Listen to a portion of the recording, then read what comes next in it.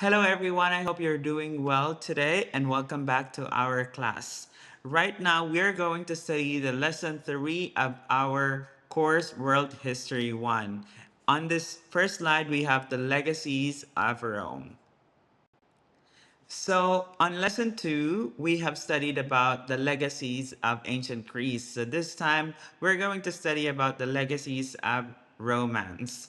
Legacies of romance, one of those is that the idea of a defendant having the right to face his accuser and innocent until proven guilty are traits of the Roman judicial system. As you might probably know, this is still some of the judicial system that we have in this modern age.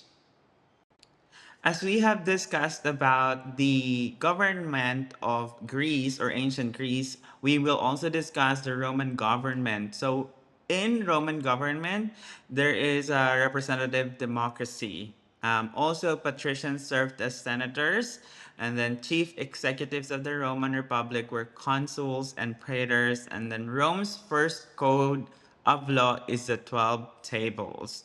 So these are very like important in terms of their governance during their time. In terms of architecture and engineering, Romans excelled at engineering. Roads, you have the viaducts, you have sewer systems like the drainage or the system for sewage, and then we also have the aqueducts. You can see the one on the picture here. Those are some things that they have developed. Roads with engineering, like they really planned about it. And on the going back to the ancient Greece, they had architecture as well, but more of like buildings. But here you would see in the Roman architecture and engineering, they would build roads, viaducts, aqueducts, and then sewer systems. Another thing that Romans have been very famous about is the within architecture is the Colosseum. It is a masterpiece of engineering with many levels of seating to reflect the division of classes in Roman society. So um, on the slide, we have here the photo. This is what we call the Colosseum. So in this like Colosseum, these are divided into different seating levels. So um, probably if you are in the like near the stage or near the people who would be doing some events or who would be on the stage, you're probably on the like what we call now VIP. Nowadays, in our modern age, we call it that way. And probably up on this part are maybe on the middle class and then and so on and so forth. If you still remember on the ancient Greece, the legacy of the ancient Greece, it started even the Stone Age and agricultural revolution. It started that men were not equals to women. So, but in Roman society, women were social equals to men. They often own business large and small. Also, Rome's households, however, were controlled by the dominant male pater familias or patriarch. As you can see, Romans also have their gods and goddesses, but Christianity, to be more particular, has been a huge thing in Roman Empire. So Christians were often martyred in Rome because of their refusal to make sacrifices to the emperor. So the one that you see on the slide, this photo, is a photo that shows or demonstrates how they were martyred, like Christians have been martyred or have been persecuted or they suffered back then. So the persecution of Christians ended in 313 AD when Emperor Constantine issued the Edict of Milan. So what is an Edict of Milan? Edict of Milan is like a rule or a law that granted freedom of worship to all citizens of the Roman Empire. Whoever or whatever you want to worship, you have that freedom. So the same as the other empires, also Roman Empire had their fall. So what were the causes of their fall? Number one, the empire invaded and defeated by Germanic tribes. So the tribe from Germany invaded or tried to or did something to defeat the empire of Romans. And also the empire too large to be maintained. Roman Empire was too big, so there isn't probably at that time much good governance, or I mean like people that would help govern the empire. Also, corruption was rampant or was happening in the government, which we should say that is relevant for us in the modern age or nowadays. Um, Another reason was there has been a decline in morals and values. Probably the people back then, they didn't really care about morality and value. And lastly, there has been an overtaxation. So that was really difficult for the citizens of Romans at that time. Good morning, students. Welcome to the part two of lesson three, the rise of Christianity for World History One. What you see on the slide is the map of Rome and the other countries surrounding it. And if you remember when we were talking about the ancient legacies of Greece, we have mentioned about some mythical gods there. For Romans as well, they had this religious diversity in the early empire. This is what they call polytheistics. It means believed in many of the same gods as the Greeks, but changed the names. So they have their counterparts. Mystery religions such as the cult of Isis became also popular at that time, which originated in Egypt and then offered women equal status with men. To continue that, others worship the Persian god Mithras. That's the one that you see here on the photo. Its teaching is good over evil and then life after death, and also this is favored by the Roman soldiers.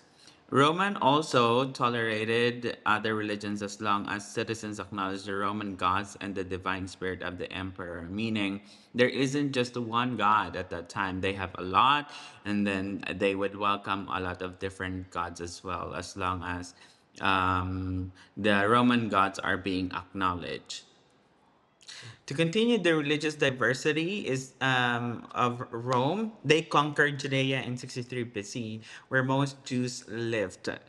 Because of their monotheistic beliefs, Rome excused Jews from worshiping their many gods. In fact, early on, Romans tolerated the Jews' religion, but this will change because of cultural diffusions. There were concerns from Jewish leaders about the weakening of their religion, meaning to say there has been a conflict between Jews and Romans, because during that time there were a lot of Jews that would live in Rome and would have a different style of worship. But eventually, many Jews were willing to live under Roman rule, and others wanted the Jews to revolt and reestablish an independent state. So some believed that Messiah, which is anointed kings sent by God, would soon appear and lead them to freedom. In the actually in the New Testament, you would see a lot of persecutions. Uh, from Romans to those who would believe in Jesus. So this is about Jesus and his message during the Roman Empire. Jesus was born about 4 BC in Bethlehem, and he is the descendant of King David.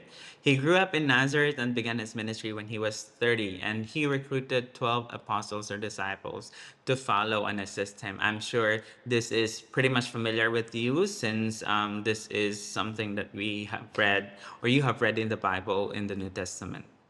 Most of his time doing the ministry was he taught to large crowds using parables. Teachings were rooted in Jewish traditions, and he taught one God, Ten Commandments, and the laws of Moses. That's why in the Roman Empire, this have been a conflict or a challenge. And during that time, many Jews welcomed Jesus. Others, such as Jewish priests, considered him a dangerous troublemaker for some reason, maybe like creating division among different groups. And then the Roman authorities worried he might incite a rebellion, because during that time, a lot of people, a lot of Jews were following him. And eventually, he was betrayed, arrested, and crucified on a cross.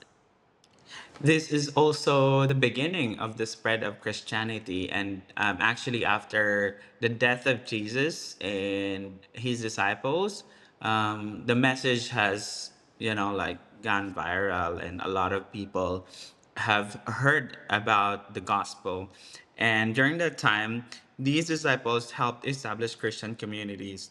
The Apostle Paul, who we know, used to name whose name was Saul before, he was also a Jewish convert, and he helped spread Christianity from Mesopotamia to Rome. And he had a lot of actually letters to different churches. And not just that, Paul also spread Jesus' message beyond Jewish communities to the Gentiles. That is why the salvation, or the message of salvation, has been extended also to the Gentiles, meaning the ones that are not Jews. And Paul, at that time, he traveled the Mediterranean and set up churches from Mesopotamia to Rome. Eventually, because Christianity is spreading, Rome would become intolerant of Christianity. Like, they are not peaceful anymore, having this different religion in their empire. So Rome became suspicious of Christians because of their refusal to make sacrifices to the emperor. Basically, Christians would have a different god than the Romans already at that time. They often met in secret to avoid persecution, but this just caused rumors to spread. And what kind of rumors, actually?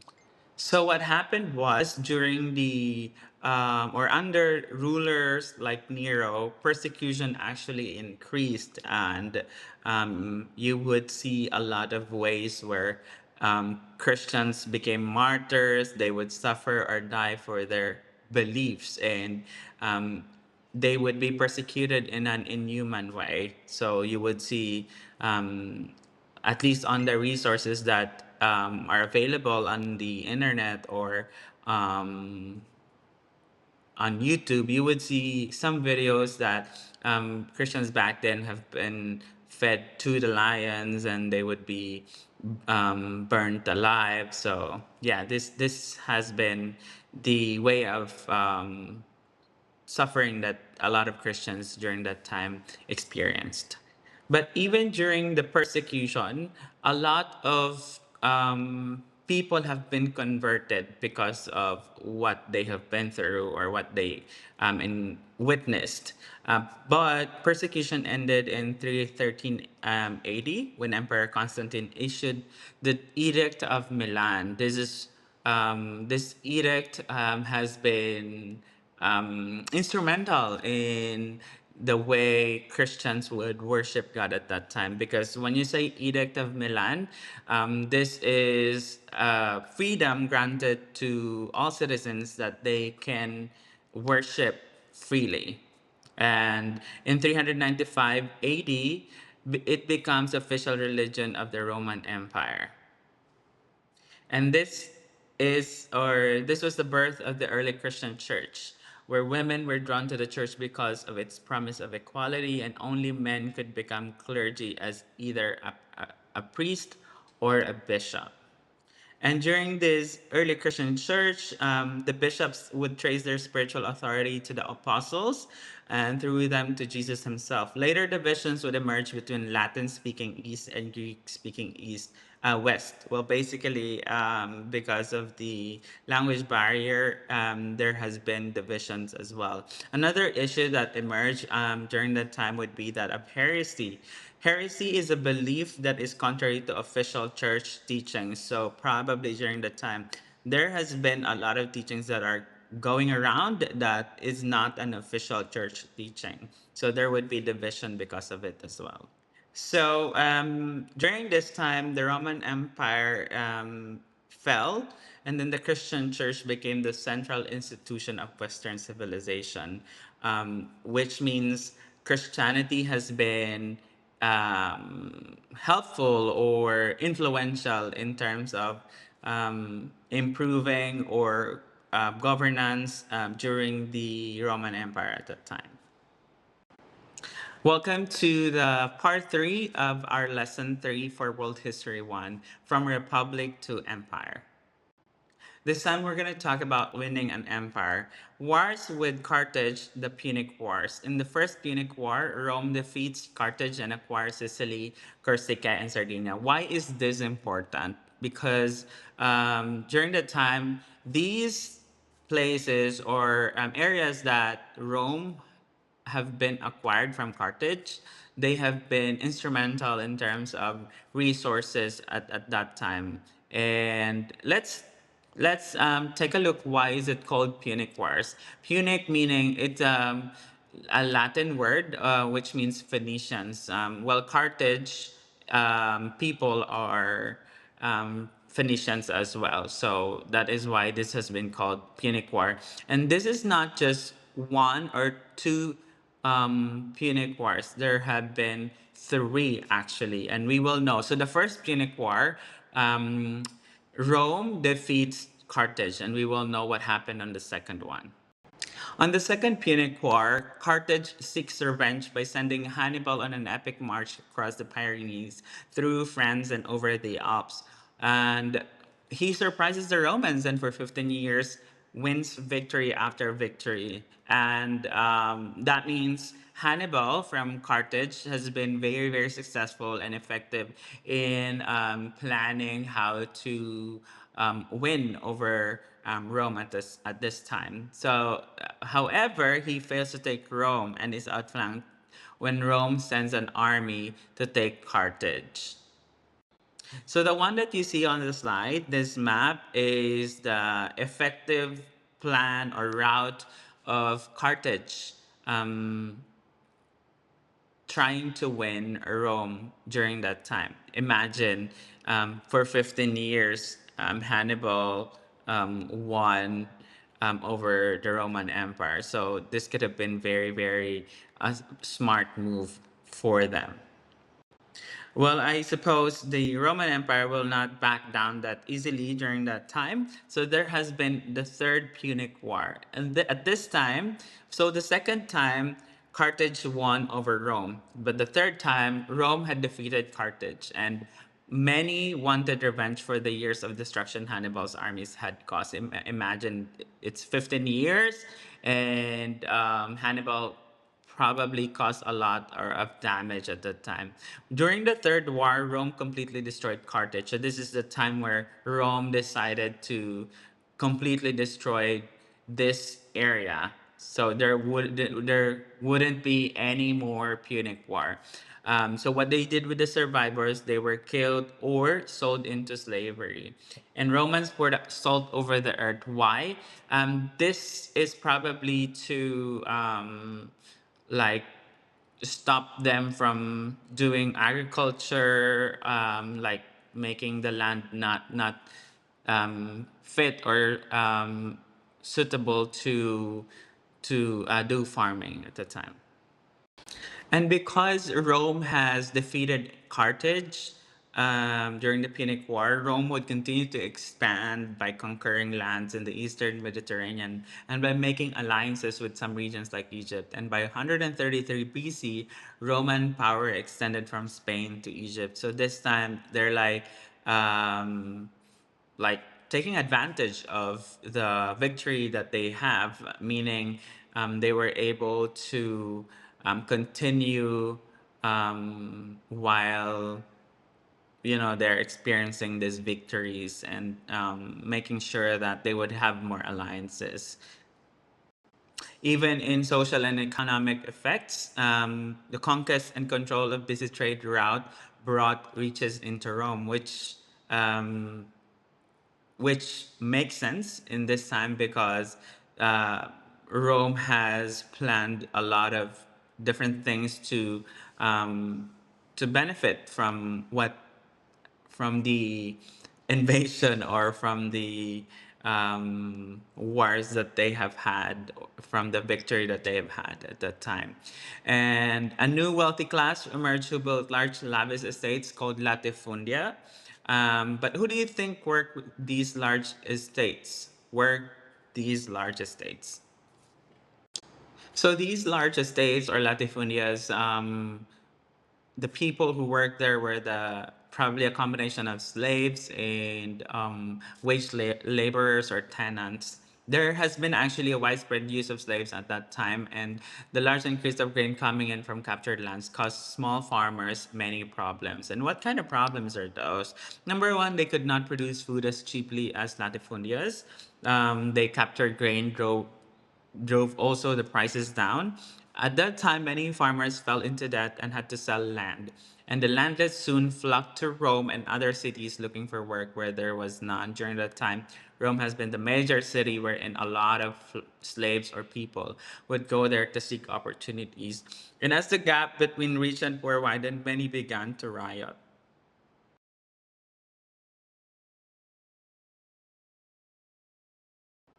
Because of those situations, there have been attempts at reform. Number one, Tiberius and Gaius Gracchus were patricians and among the first to attempt reform, meaning they were trying to change some ways of governance to improve their empire. The Senate saw them as a threat to their power eventually, or unfortunately. And then the brothers, along with thousands of their followers, were killed in street violence instigated by the senators and their hired thugs. And because of these, they were unable to resolve its problems peacefully. Rome was actually plunged into a series of civil wars. This is the time of the decline of the Republic. The main problem was in who should hold the power. Probably at that time, there have been a lot of people who would lead or take in charge and use authority. However, Senate wanted to govern as they had in the past, but popular political leaders wanted to weaken the Senate and enact reforms, and we can say that this has been a wrong move in terms of making sure that the republic is gonna go stronger. And actually, out of those chaos, out of those attempts or conflicts being unresolved, rose Caesar. Julius Caesar completed the conquest of Gaul in what is now France. So the former name of France is actually Gaul. Fearful of Caesar's power, the Senate ordered Caesar to disband the army and return home. Instead, he secretly led his army back to Rome, crushed all oppositions, and forced the Senate to make him dictator. So Julius Caesar had his own plan in making sure that he won't be put down or he won't be betrayed, but rather he made his own plan to for the Senate to make him dictator. And Caesar's reforms is that to launch a program of public works to employ the jobless and gave public land to the poor. He also reorganized Roman provinces and granted Roman citizenship to more people. And this is actually the introduction of a new calendar based on Egyptian knowledge, Julian calendar. But because Julius Caesar has been powerful or raising into power a lot of reformations, a lot of plans, a lot of contributions that he did, there has been a plan to assassinate him. Fearful of his power, his enemies conspired to have him assassinated. As he arrived at the Senate, his enemies stabbed him to death. On what date did this occur? This is in March 1544 BC. So this is Roman Empire and Roman peace. Apparently, Julius Caesar has been assassinated. He died, so Octavian replaces Caesar and is given the title Augustus or Exalted One. And during that time, Augustus' reformations, where he created a well-trained civil service to enforce laws. Also had high-level jobs were open to men of talent, regardless of class. So whether you're in the servant class or middle class or wealthy class people, he also cemented the allegiance of cities and provinces to Rome by allowing a large measurement of self-government. Why is this important, and how is this important? This could have been a lot easier in terms of authorities and instructions or command to those provinces.